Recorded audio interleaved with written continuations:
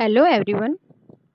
और आज हम पढ़ेंगे 10th क्लास की फर्स्ट फ्लाइट बुक की first poem dust of snow by Robert Frost. Robert Frost एक रियलिस्टिक पोइट हैं और वो अमेरिकन पोइट हैं। उन्होंने लाइफ की रियलिटी को हमारे सामने लेकर आए हैं, वो जैसे हैप्पीनेस, सोरो, सफरिंग, जॉय एक्सेट्रा। इस इस पोइम के दो ही स्टेंजा हैं और इस छोटी सी पोइम के थ्रू पोइट हमें बताना चाहते हैं कि छोटी छोटी चीज़ों का इफेक्ट भी हमारे जीवन पर बहुत बड़ा पड़ सकता है।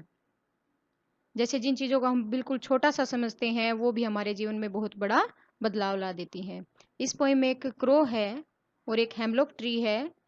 सिर्फ एक क्रो जो है उसने हेमलॉक ट्री से थोड़ी सी डस्ट पोइट के, डस्ट यहाँ मिट्टी नहीं है, धूल नहीं है, यहाँ डस्ट का मतलब होता है झाड़ना या small particles of the snow, और वो पोइट के ऊपर गिरते हैं और पूरा का पूरा पोइट का जो सैड मूड था वो इस छोटी सी घटना के कारण बदल जाता है। Now first stanza. The way A crow Shuk down on me the dust of snow from a hemlock tree. अब एक राइमिंग पोइम है और इसमें एक क्रो है और एक हेमलॉक ट्री है। क्रो जो है वो क्रो और हेमलॉक ट्री किस चीज़ के सिंबल होते हैं? डिस्पेयर के, डेथ के, फियर के, ग्लूम, डार्कनेस, सैडनेस, ये और ओमिनस सिंबल होते हैं ये। और इस पोएम के अंदर पोइट ने इन दोनों को डिस्क्राइब किया है। हेमलॉक ट्री एक पॉइजनस ट्री होता है जिसके छोटे छोटे वाइट फ्लावर होते हैं और इसको धतूरा भी कहते हैं। The way A crow Shuk down on me the dust of snow from a hemlock tree. यहाँ मी है पोइट, तो पोइट एक हेमलॉक ट्री के नीचे खड़े थे और एक क्रो, यहाँ पोइट ने क्लियर नहीं किया कि क्रो उसके पेड़ के ऊपर बैठा था या कहीं से उड़कर आया या पेड़ के ऊपर से उड़कर जा रहा था। तो क्रो जैसे ही हिला, हिलने से, क्रो के हिलने से कुछ डस्ट, स्नो की, बर्फ की कुछ डस्ट पोइट के ऊपर गिर जाती है। डस्ट यहाँ धूल नहीं, झाड़ दी कोई डस्ट। पोइट ने कहा है कि क्रो ने उसके ऊपर थोड़ी सी बर्फ गिरा दी, बर्फ के छोटे छोटे पार्टिकल्स गिरा दिए हेमलॉक पेड़ के ऊपर से। और यहाँ नीचे वर्ड मीनिंग भी है, इनको आप पढ़ सकते हैं। अब सेकंड स्टेंजा में पोइट हमें बता रहे हैं कि कैसे उनका मूड एक छोटी सी घटना से चेंज हो जाता है।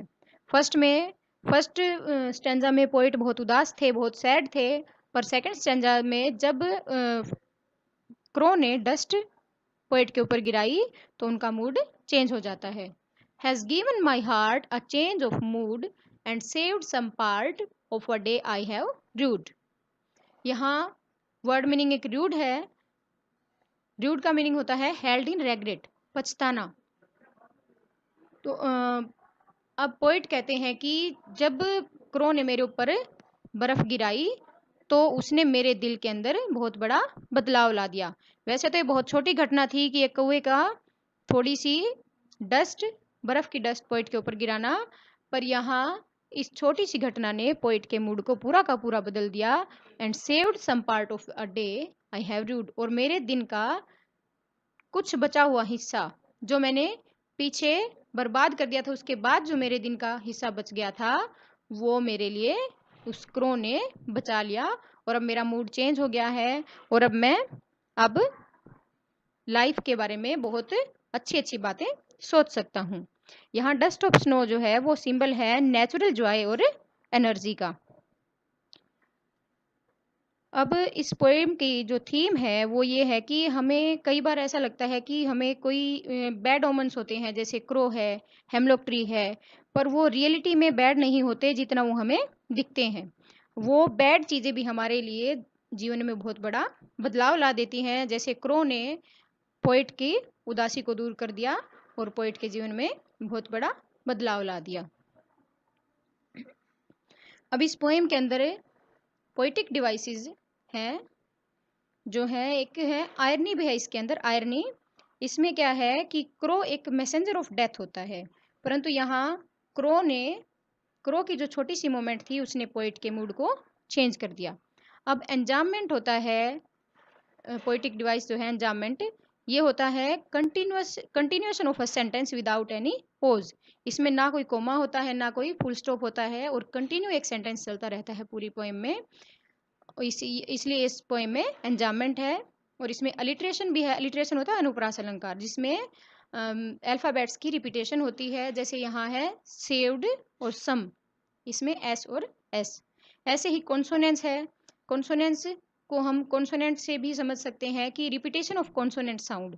जैसे लास्ट लाइन में डे आई हैव ड्यूड, तो डी डी और डी ड साउंड इसमें रिपीट हो रही है। और इस पूरी पोइम के अंदर राइम स्कीम है।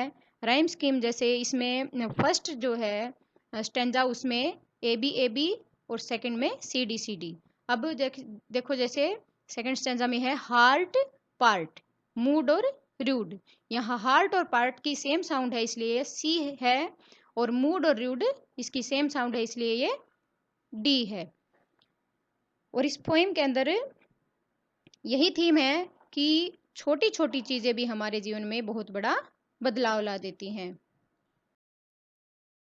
कोचिंग। और अगर आपकी कोई कमेंट है या कोई क्वेश्चन है तो आप कमेंट सेक्शन में कमेंट करके पूछ सकते हैं। Thank you.